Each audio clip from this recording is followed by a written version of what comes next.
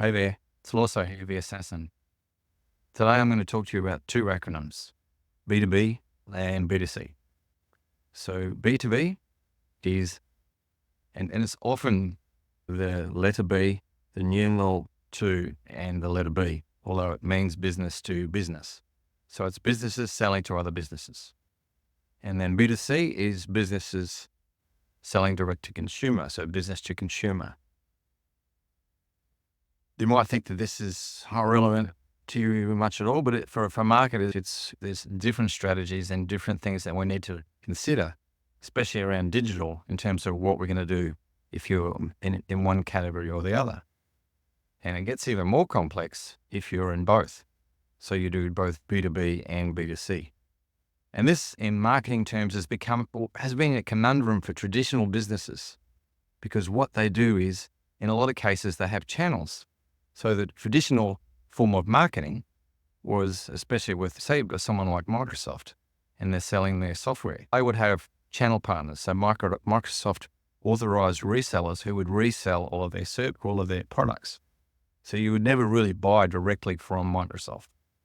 Now, as the explosion of the internet, it's got rid of the middleman, those Microsoft resellers, in some cases.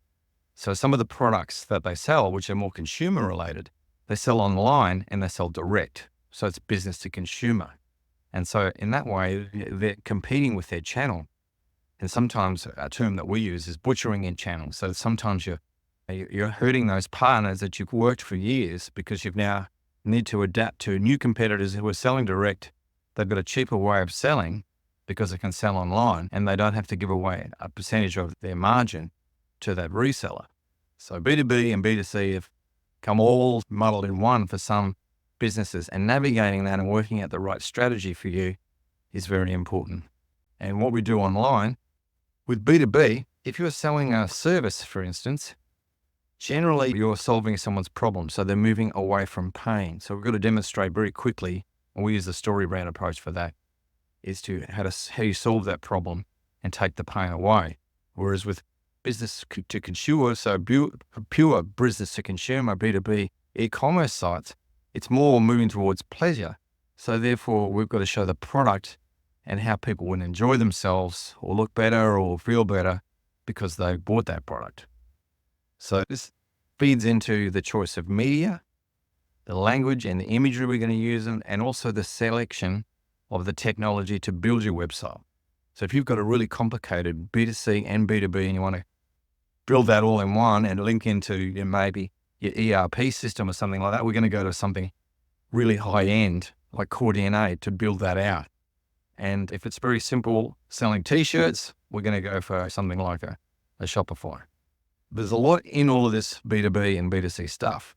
So understanding where you sit and what your strategy is in terms of relation to partnerships and all that sort of stuff will help inform us as to what the best strategy is going to be for you.